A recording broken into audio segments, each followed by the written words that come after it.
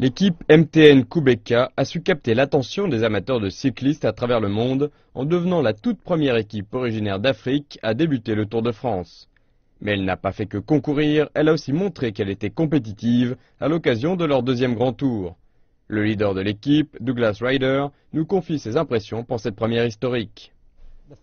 Le premier jour, lorsqu'on nous a demandé si nous voulions ouvrir le Tour de France 2015 pour le contre-la-montre avec l'un de nos coureurs en tant que toute première équipe africaine, et alors que Daniel Tekeamnot venait de remporter le contre-la-montre des championnats nationaux d'Érythrée et qu'il portait le drapeau de l'Érythrée sur sa combinaison pour le contre-la-montre, nous étions bluffés.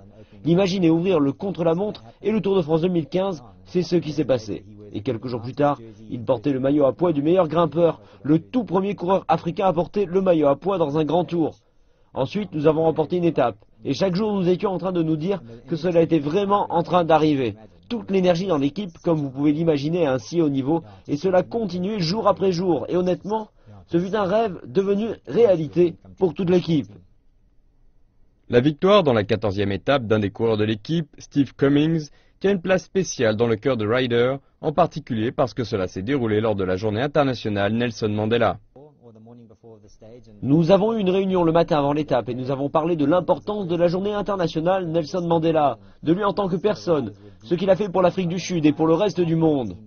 On pouvait voir que les coureurs étaient profondément inspirés et après la réunion d'équipe, sentir l'énergie des coureurs dans le bus, je me suis senti désolé pour toutes les équipes qui ont couru contre nous ce jour-là. C'était juste incroyable.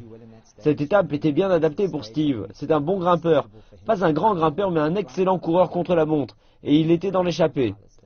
Il y avait vraiment de bons coureurs dans cette échappée. Et nous nous sommes demandé si c'était vraiment possible de faire quelque chose et quand est-ce qu'il devait y aller. Mais comme il connaissait la grimper, et nous avons préparé le final. Il est parti au moment parfait, a cru beaucoup en ses capacités, il a persévéré et a remporté l'étape. He just timed it to perfection, had lots of faith in his ability and then went on and won the stage.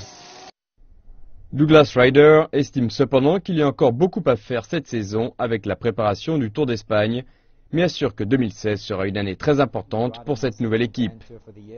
Nous allons être très occupés car nous allons participer à notre deuxième grand tour de l'année, ce qui est incroyable. Nous allons courir pour le Tour d'Espagne, le Vuelta a España, qui débute fin août. Nous allons proposer de bonnes surprises dans ce tour, comme certainement faire participer un coureur sud-africain noir, ce qui serait la première fois que cela arriverait pour le cyclisme sud-africain et pour n'importe quel grand tour. C'est donc très excitant de développer le potentiel du cyclisme sud-africain et africain, et nous voulons offrir à davantage de coureurs l'opportunité de participer à des grands tours. En tant que coureur, cela vous change d'effectuer une course à étapes de 3 semaines. Cela développe l'endurance et vous fait progresser en tant que cycliste. Je pense que 2016 va être une grande année. Le ciel est la limite pour l'équipe MTN Qhubeka après son incroyable performance au Tour de France cette année. Les coureurs ont dépassé toutes les attentes avec pour résultat une participation directe au Giro d'Italia et l'avenir s'avère brillant pour Doug Ryder et son équipe pour continuer à se renforcer et pour promouvoir le cyclisme du continent.